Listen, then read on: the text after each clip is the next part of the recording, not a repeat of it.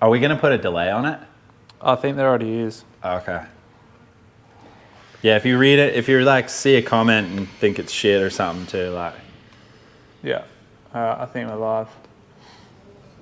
Yeah, we're live. So just mention everyone, we're just waiting until 8. Are the people looking? Hey?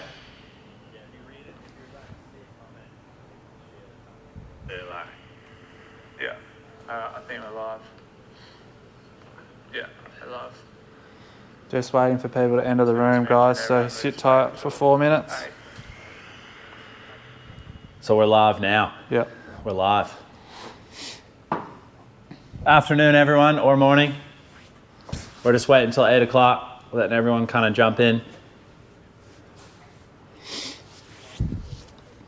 Have some water. Don't need to have a pee. Probably will have to.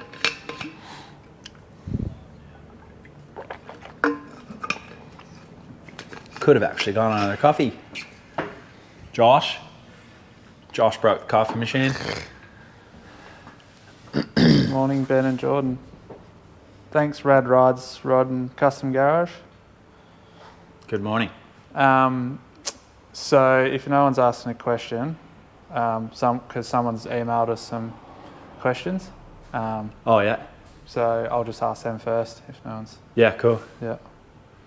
Once we go at live at 8. G'day, Randy. So Ben's behind the camera at the moment, and you'll probably see him a little bit through this as well. If anyone has any questions for Ben too, not just myself, or just for us and Ben itself. No, just for Jordan, please. None for Ben. Would be nice. Ben loves being in front of the camera.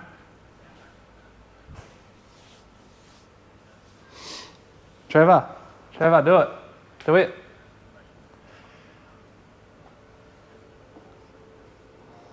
Trev's on. Trevor said g'day. Hey guys. What's happening, dude? He's probably in the workshop, working late.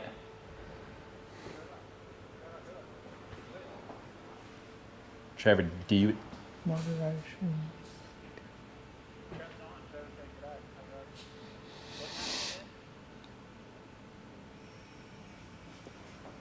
Is that someone out there?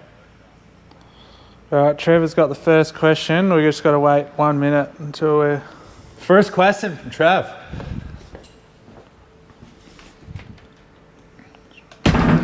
Nearly knocked your dirt bike over when I went out there. Oh.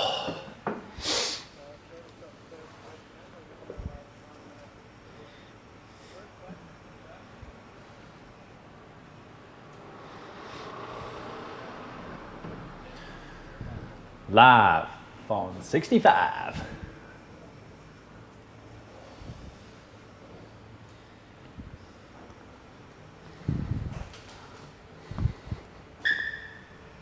I just want to press the record button. Recording.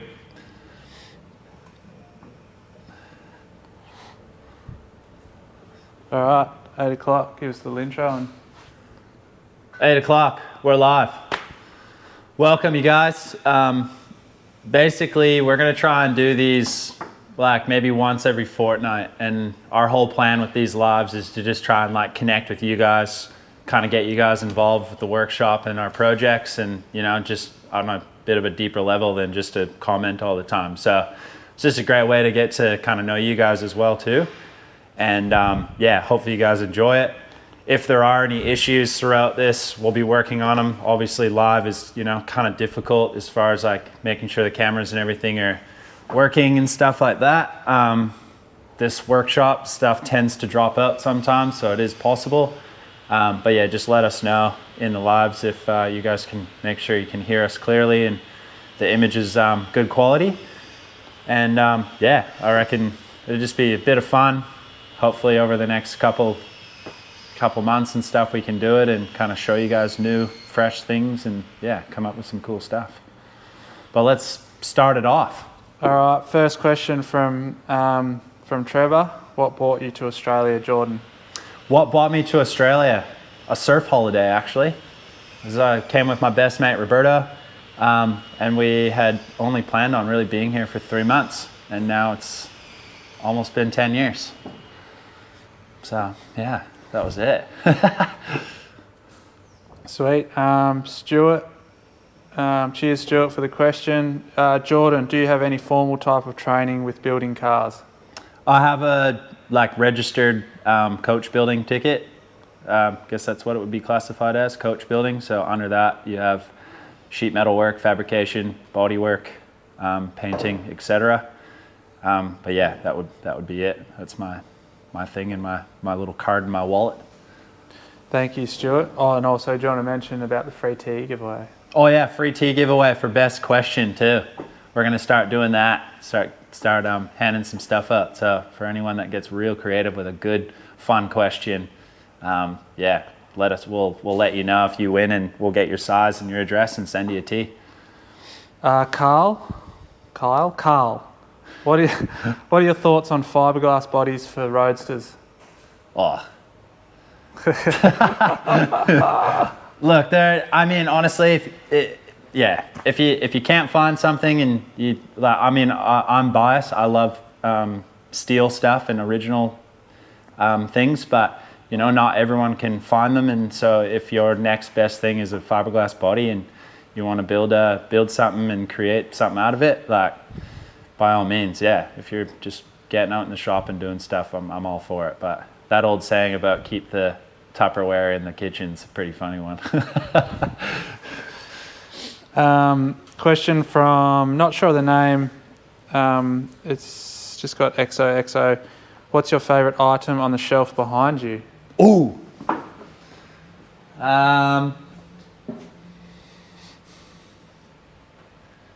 Favorite item? I don't know. There's a lot of... you know what I actually really like? It's not even car related. This Art Deco sort of... I just love Art Deco stuff, and it's like a lamp that I found. Facebook Marketplace. It was a steal. It was like $20. And it's ceramic, and it's just really cool. I don't know why, but I really like that piece, eh? But and even some of the little Hudson tags that people have been sending me, which is really cool. My son, Hudson, so it's kind of a neat little piece that we've just been getting in the mail and stuff like that. So if you have any old little Hudson badges or something like that, let me know. I always like to collect some stuff like that. Stuart, oh damn it, I wish I didn't say that. Ben, do you miss playing for the greatest team in the league? I do miss the Hawks, but yeah, I don't miss playing footy for sure. My body's definitely a bit worse for wear, and I'm pretty happy living down south and just surfing and working in the workshop. So no, I don't miss playing footy, that's for sure. Randy, what is the best shop prank you've done? Shop prank? Ooh. I don't know. I feel like anytime we're pranking Josh is usually pretty funny. He's getting onto it. He's always coming out of the toilet with his hands up. But we have been saying, it's been fun scaring him, and we have been talking about trying to get some really good ones going. And so I'm sure you'll see in some future videos, we'll get a bit more creative with being able to scare him. So we can see if we can make his heart skip a beat. Tobin, hello from St. Louis. St. Louis. Found your channel through Carl Fisher. Love you guys' work. Thank you, Tobin. Thank you. Another question, current projects on the go. Current projects on the go. Ben's 29 Roadster, my 29 Roadster. The race car is still a current project. We got Kyle's coupe up on the hoist, and the 55 olds that you guys may have seen quite a few months ago. That's just in hibernation at the moment, but we have been finding little bits and pieces for it. Found some really cool bumper ends at a swap meet recently, and I got a full set of them, and I'm kind of thinking it'd be cool to do some sort of neat little grill with some teeth in that, kind of different from your Buick stuff. But yeah, and then split window combi van that's going to be hopefully wrapping up before the new year, and that's got the radial airplane motor in it, which is really cool. And we kind of have a bit of an idea, but I don't want to spoil it yet, but it has to do something with one of those motors and a nice traditional hot rod. So, but I'll leave it at that because I reckon it's going to be a real good one. Carl, again, what 3 or so tools would you recommend a beginner get as a must-have?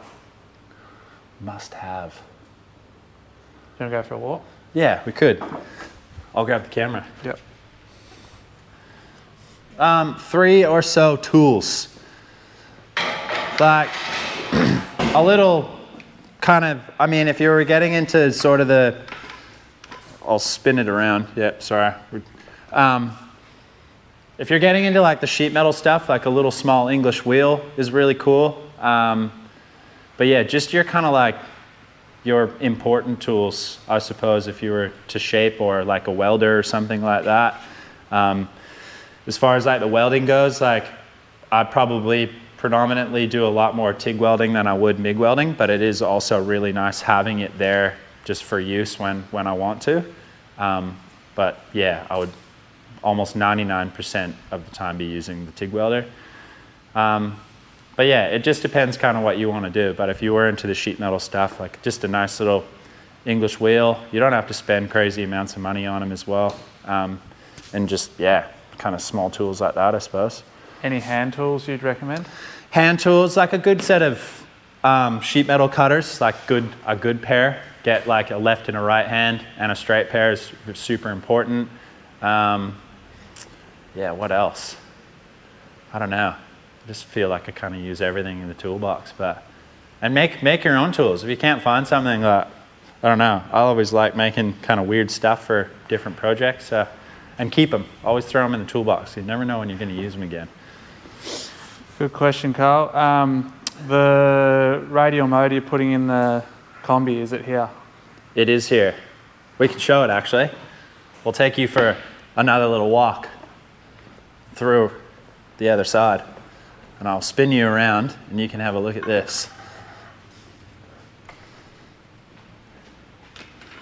So I'll get Ben kind of behind it and he can sort of show you it. These are kind of how they come out of the box. And for those who don't know, this is from Radial Motion or Bespoke Engineering in South Australia. And this is a 2-liter, 3-cylinder radial motor designed for sort of like airboats, gyrocopters, and stuff like that. But they've obviously been pretty popular as far as wanting to rear mount them in, say, like Myers-Manx's or Volkswagen combi vans like we're doing ourselves. But yeah, a really cool piece. A lot of engineering has gone into this, and I just purely love them for just the obscurity of it, which is really cool. But definitely a beautiful piece, really well done. Even just the casting, it's all, yeah. They've obviously put a lot of R&D to it, and just to see it and the way it comes in these boxes, it's pretty incredible little piece. But yeah, well, more to that soon. This is from Brent, what Ford Flathead should I look for easy for acquiring parts? I think they're kind of all, I mean, like a 24 stud, like a 59A is definitely like kind of my favorite, but even just an 8BA, they're just as easy to, I suppose, get parts for. They're not as hard as I think people think now. Like H&H Flatheads in the States, they're predominantly like obviously a big player in the game, and there's a lot of parts they sell and obviously create motors. In Australia, there's quite a few guys that build them as well. But yeah, I mean, like the one in the race car is a 21 stud, like early Palm one with 0 work done to it, but happened to be, before we broke it, the most reliable flathead that we had. But yeah, there's definitely a lot of aftermarket parts for them now, and yeah, tons of early speed parts that still exist out there to be able to purchase for. Sweet. Larry, g'day Larry Reese. Larry, how are you, mate? Any plans for a trip to Canada and doing something with Carl Fisher? Yes, definitely, probably sooner than a lot may think too. Potentially before the end of the year. Yeah, might be doing a quick little mission back there, and I will definitely be seeing Carl, which will be exciting, and seeing the rest of the family. I'm definitely, I'd be very open saying I'm extremely homesick, so it'd be very nice to just get over there and get a little family fix, and yeah, collect a couple parts, especially for my little roadster. I got the shed at mom and dad's place is slowly growing some pieces in there, so it'd be nice to put a few back in the suitcase to bring back to get the car closer to having ready. Cheers, Larry. Windy Hill Custom. Hi, gents. Other than what we see you building on the channel, what is the bulk of your business outside of that? What was your focus before YouTube? Love the content, top quality work. Yeah, so it's always like kind of pre-Bennett's when it was just myself. It was, everything and in between. You know, whatever I could kind of do to make ends meet as far as car building. A lot of restorations, a lot of later model stuff, but predominantly now, like, our focus is to kind of stick with the traditional hot rod style of things and kind of everything in between. And yeah, we just like to try and reach that goal where we can kind of come in and get creative and you know, really provide those 2 videos a week to you guys and show kind of new and exciting things as we go. And yeah, I think it'd just be great for us to grow and to have you guys, kind of the community behind it, you know, kind of along for the ride makes it like that much cooler. So yeah, definitely the support has been, amazing so far. Cheers, Windy Hill Customs. This is from Gary, a question emailed in. Where's your Roadster at? My Roadster is blown down into a million pieces. I can walk over and show you if you want, but it's frames behind you. I'll take it. So frame is over there, and in our previous videos, I basically blew it apart and got it painted, which was really nice. We have a whole lineup of stuff here that has been sort of prepped or painted, or bits that need to be done prior to having it. And then the rest of kind of Ben and I's stuff for the left-hand side is all Roadster, and the right-hand side is all Ben stuff. So the motor should be back. The motor should be back, well, I don't know, hopefully before Chrissy. And I'll be able to get that in. I'm just finishing the rear end now. So hopefully everything will kind of come together quite quickly. My goal, my parents are here kind of midway through January next year for a few months, coming over from Canada. And Dad kind of gave me the little kick in the ass, and he's seen it when they came recently. He was also there, my partner Casey and my mom, when we pulled it out of the bush. And I think it would be real special to have it on the road when they get here, and you know, I can take Dad for a drive or just let him bomb around in it, which would be really cool. So it'll definitely kind of come into shape quite quickly, I think, which will be good. And Ben's Roadster as well. And we have a road trip coming up in May, so they definitely need to be well and truly, well, a car's never finished, but well and truly finished on the road, driving around. Teething issues worked out because we want to drive from the west side of Australia all the way to the east coast, and that's a massive drive, especially in these old cars. So we, a lot more on that when we finalize the ideas and make sure, we get there. Angry Andy, this is not so much a question, but greeting from Alabama. I think I'm going to try to use the techniques you shared to age the cast aluminium case of my 79 Harley Ironhead. Nice. It works. I don't know. It's funny. You just think when you're walking into Kohl's, or Kohl's is like our grocery store here, very similar to like a Save on Foods or some Safeway back home. But yeah, going in and getting the dishwashing or laundry detergent and what was it? Aging. Yeah, I think it's on the top up there. Vanishing anti-oxy action, basically like nappy sand. But this stuff, you wouldn't know it, but it works really well for aging aluminum and almost making it look like a sort of a magnesium look to it, which is just So cool. But yeah, definitely a really neat little secret that I was shown by Jim, which was really cool. But that's basically your that's straight out of the sandblaster using just a red garnet.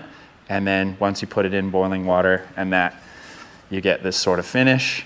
And it's almost like a magnesium finish to it. And then I've just kind of put a little bit of a wax over it just to seal it. But yeah, if you're into making stuff look aged, it's pretty spot on and not very expensive. Charles has written, going across Australia, that's a little less than going from Vancouver to Nova Scotia, ? That is a great question, actually. If someone could Google it that's live right now, I'd love to know the kilometers. I forget what it is from where we are in Dunsborough, WA, which is it's kind of the furthest point on the southwest of Western Australia. We would be traveling all the way to New South Wales. And yeah, I think it's like, if you were to straight drive it, it's like 2 or 3 days or something. 4,276 Ks. 4,276 kilometers. And where are we going? Vancouver? Vancouver to Nova Scotia. I've never been to Nova Scotia. Would really like to go there though. I haven't been that far across. Only made it to Saskatchewan. There you go. But I do want to do the old road trip. To cross Canada, drop down to the lower 48 on the way back. My mom and dad used to do it, and did it with my brother and sister when they were young and in a van. And yeah, I think it'd just be a very cool trip, especially to do with like with your family. It'd be pretty fun. Where are you at with dropping axles? The jig is right behind me. I have a couple axles. Got quite a few that I'm gonna pull out. And do a few more and just get a bit more practice going. This was kind of that first trial one. So this was actually the first drop that we've ever done in that setup. And then we did, I wanted to see how extreme we could go, and we tried that 4-inch drop. And then I ended up just kind of smoothing out the casting a little bit, sort of a little bit of a metal finish, and just to see what it would look like. But now we got a pretty cool looking asymmetrical Model A axle that is going to be hung on the wall.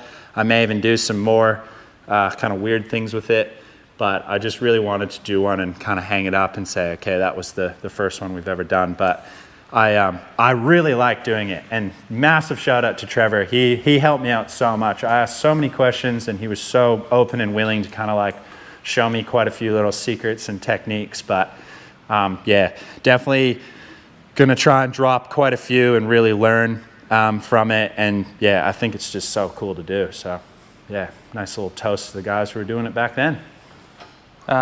What's the plan with the Midnight Special? Midnight Special, as you can see, doesn't have a head on it. When we were at Saltbush Speedway last month, I had my foot seems to weigh a great deal in this car. It's quite funny. It's been fun like driving it for the last kind of almost over a year now, and really learning how it kind of operates and its kind of quirks and stuff like that. And yeah, it was just so much fun. But unfortunately, I took the side of a valve off and it went down. It played around and did some really nice work to the top of the piston head. It also split the top of the piston head as well. Didn't score too much of the inside of the block itself, which is good. So I think I can just get away with a quick hone, and then we'll just try and get it fixed, put a new valve in there, and hopefully get it back on, because it's been a while since we haven't driven it, and it's so much fun to drive. So, and maybe in the future, it is for sale. Like, we haven't really advertised it, but we would like to move it on once everything's rectified and it's running like a Swiss watch again. The interior is going to get finished as well. I'm just getting a little bit of upholstery work done in it, trying to kind of just that little small box to really show those finer details, which will be really neat.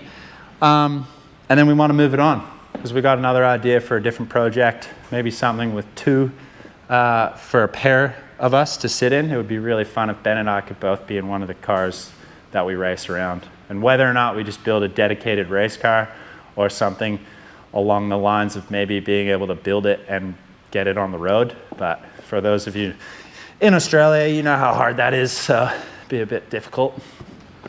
Massimo from Italy, why the Midnight Special has such a short rear end?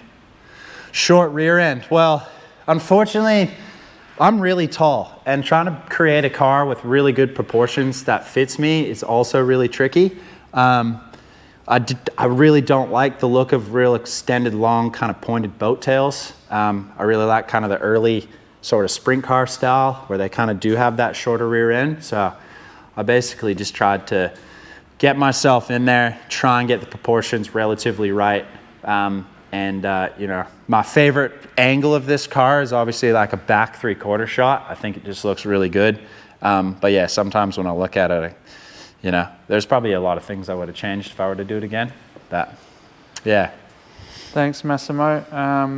Back to the axle jigging drop. Does the drop, this is from Charles, does the drop beam jig keep the same camber? Well, yes and no. Well, I'm going to say yes because the two that I've put 3 axles through it, 4 axles already through it, and I've kind of lucked out on almost every single one of them being like relatively close to the right camber. But they still do need adjustment. You don't just pull it out of the jig and away you go. I fluked on one and we kind of lucked out, but usually they do need a little bit of tweaking to kind of get that positive 1 degree camber that we try to get when we're finishing them. But yeah, I'm no pro at it by any means, so there's still tons that I need to learn. The jig will probably go through a couple different transformations as well. But as far as where it's sitting now, where the pin comes out easy, everything seems to sort of work. I just need to build some new rollers for the back. Those bearings, as you guys saw, obviously didn't work, but it's quite a cool piece to do. It's been a lot of fun. Carl, would you ever put a modern engine in a hot rod? Look,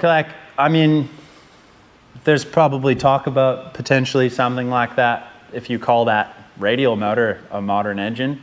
But otherwise, the motor that's going into Ben's car is sort of modern, being a 302 Windsor. It's a little bit newer than sort of a Flathead, but still kind of will have the look of a nice traditional looking kind of motor for a hot rod. But as far as like an LS or something like that, unfortunately, I wouldn't have too much interest in that. And also, I'm not really that savvy with them. A lot of people know them inside and out, but I kind of just stick to the basics when it comes to early motors and stuff like that. But maybe one day.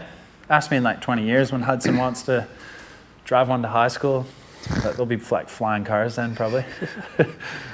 Joe, garage. The power tools, where were they made, and how are they comparable to bigger names we have in the States? The tools look great. The tools that we use, basically 90% of our tools that we have in here are like Heron Forbes or Metal Master, and they are kind of like the dominant sort of kind of manufacturer that makes them. A lot of it is made overseas and comes over, but for what you're purchasing, you're getting some incredible pieces for the money that you spend. Obviously Bailey Industrial, for instance, is an amazing company that is still US made, but you're paying for quality tools. So, but having said that, I really enjoy using these tools. They've kind of worked really well for me, and it's great to the power hammer especially is so much fun to use. Sosa's power hammer, that one is an incredible piece as well. It's fun and scary to use, but yeah, predominantly our tools would be Heron Forbes, and I highly back the tools. I think they're forever evolving, and it's just great because you kind of have like a close relationship with them as well, and they're very open to hearing feedback, and they're great at like rectifying problems because they obviously want to build and create a really good machine that you can kind of have at home and be able to create pieces with. So it's been an amazing relationship with them for sure. Roger, On Vancouver Island and watch your vids frequently, must be difficult / expensive to get early Ford parts, including Flatheads in Australia. Had someone interested in my Deuce pickup, shipping was expensive. Yeah, for sure. It is, definitely. I mean, Australia is just not as old, we're still quite new. And there's still a lot of stuff here, from people importing, myself being one of them, and, just stuff that was already here. There's a lot of, it's not as dry as you think, especially over east. Obviously, they have a lot more, population. But yeah, the car scene's massive, and everyone's able to still source parts. But it is, it's nothing like being home and the abundance of stuff that's kind of very accessible. You kind of almost take it for granted until you go somewhere else and realize like you can't just run down the street to someone and grab that part you think of. So especially where we are too, again being that real further southwest region that Ben and myself live in is it's a little different for sure. Carl again, do you get into rat rods, bikes, etc. too, like Carl Fisher? I mean, yeah, I love bikes as well. We have a few ideas actually coming into the new year for Ben and myself as well.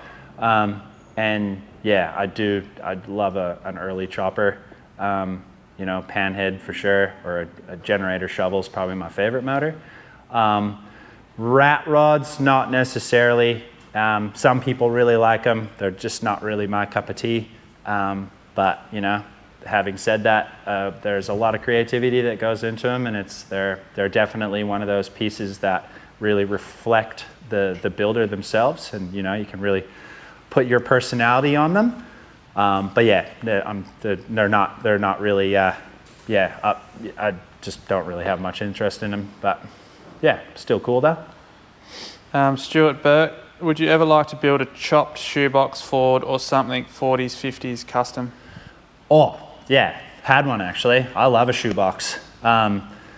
There's like quite a couple actually back home that would come to my head that were owned by some pretty cool guys from way back. I do really like a custom. The 55 Olds is going to have that transformation. I will be cutting the top off of it. It is a two-door two-door hardtop, but the top is well and truly coming off, and I'm going to do a Carson top on it, and I'm really going to try and nail the profiles. It's going to be a tough one. They are a little bit more of a square, kind of that that mid to late 50s is a bit tricky. But I'd really like to do a Carson top on it. I got a really cool idea for a neat fade paint job as well. Those Lincoln hubcaps on the back on the wall there, they're kind of for it. We got some taillights options and stuff, but yeah, all white interior. I love an early 60s, kind of late 50s custom, most definitely. So, and hopefully, in the not too near future, there might be a 39 Mercury Cabriolet that potentially might be getting a similar treatment. So yeah, do love a custom.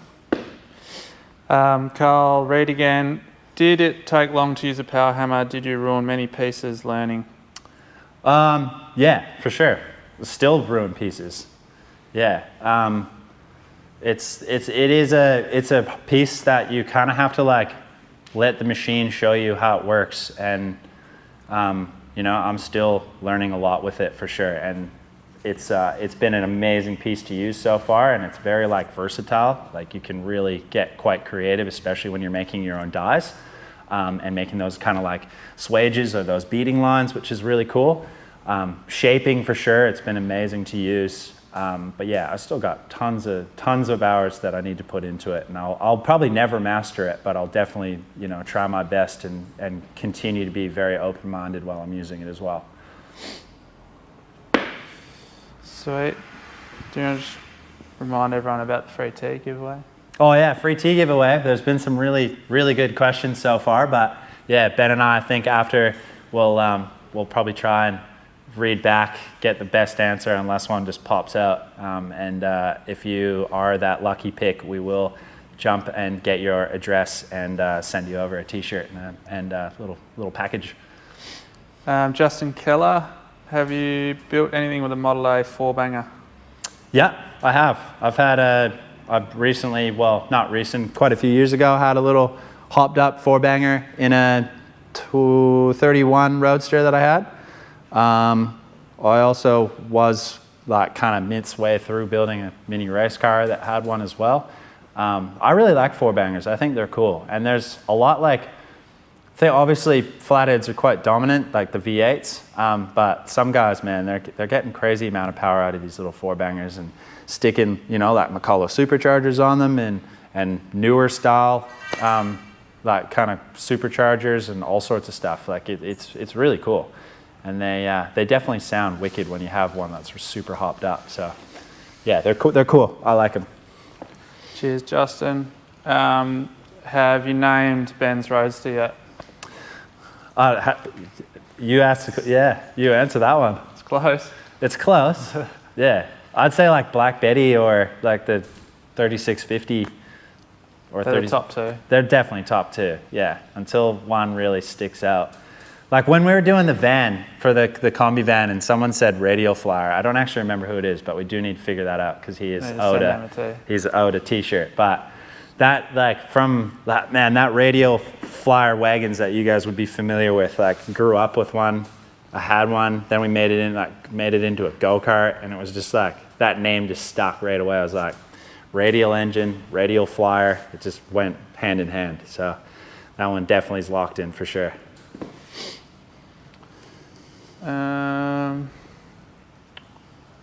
What was your most challenging build from Joseph? Most challenging build, oof, there's been several. Probably like quite a few older ones from when I was like younger and learning how to do them was obviously a challenge because, you know, you haven't like done them enough to sort of realize, you know, certain things, and being kind of young and naive, you kind of almost put older guys as, you know, like what they would suggest to the wayside, and you just kind of do it yourself. And there's probably a few times where I've actually built stuff and kind of regretted not actually listening out. But as far as like toughness, the race car was really tough, and I really think it was super tough purely because of like how crazy we built it in a really fast deadline. And the sheer amount of like late nights, hence the name, you know. But it was very cool to create. It was super challenging to try and get everything right, and just trying to make a lot of it, you know, using the machines and by hand was a massive challenge and feat. So to you know, to kind of have it the way it is and be using it really hard and enjoying it has been, yeah, it's been definitely like a massive payoff for sure. Comment from CJ5. CJ. He's just thrown out a pretty decent name for my Roadster. Really? Ben Jammin. Benjamin. Yeah, he'll be jamming the gears, that's for sure. It's auto. Oh yeah, true. Oh yeah, you're not putting a manual in it. That's good. I like that. That's just going into the mix. Yeah.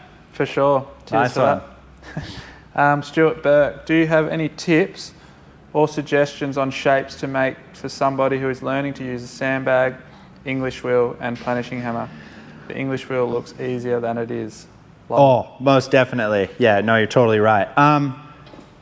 Honestly, like, if you were like, the best tutorials possible would be like, I really like Carl's Make It Customs tutorials, and he's very good at explaining, like manipulating metal in a very simple way, and he uses his stumps and his hammers that he makes and sells.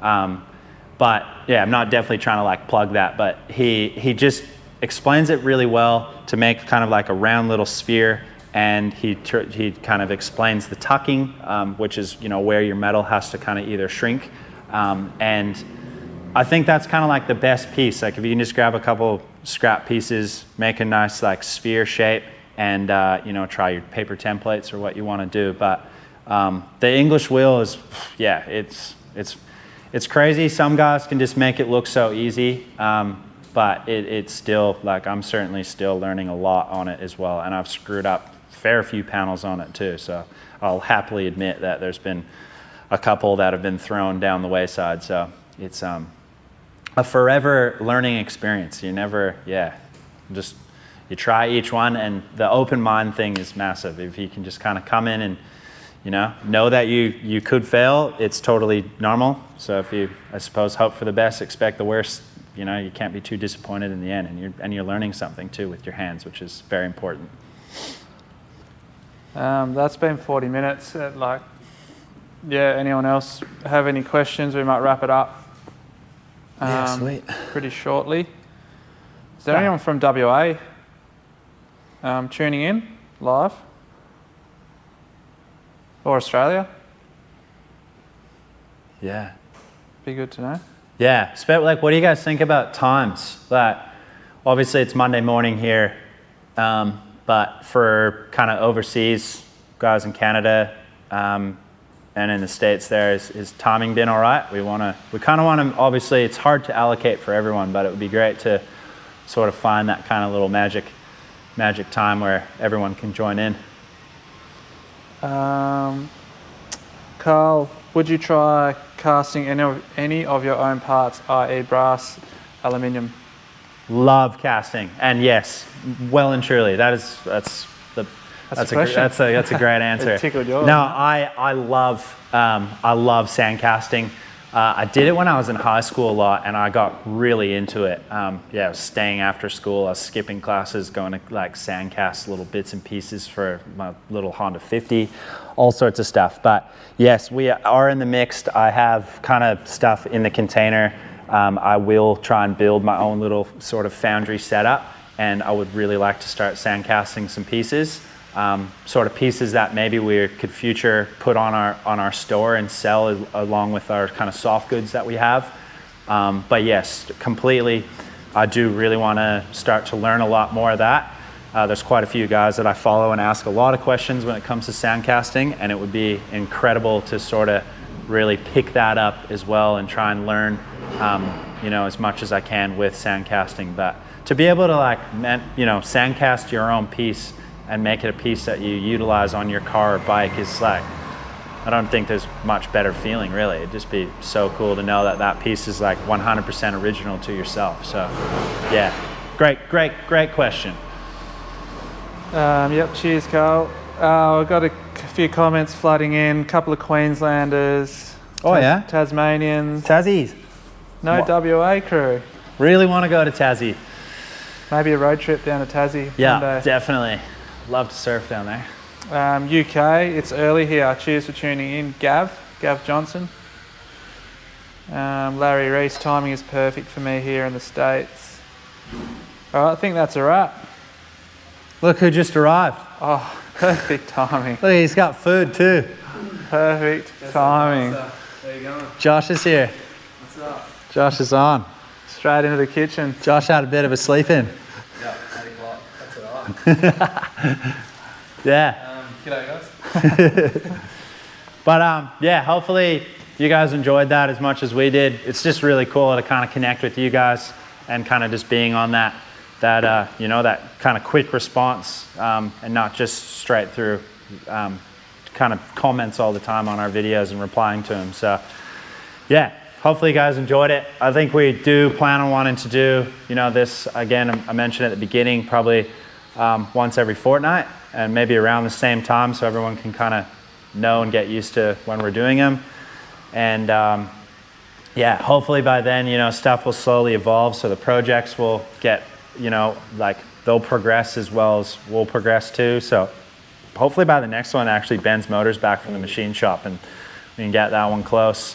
Maybe something will happen with this, but yeah, we'd like to kind of take you around the shop too, maybe show you upstairs. We'll kind of put it in different locations and talk about different stuff. So yeah, but should we wrap it up?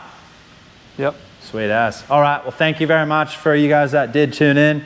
And again, thank you for all the support that you guys have shown us so far. It's been incredible. And hopefully there's a lot more for Bennett's to come out. So we'll see you guys on the next one. And we'll see you tomorrow because new video drops tomorrow as well. So.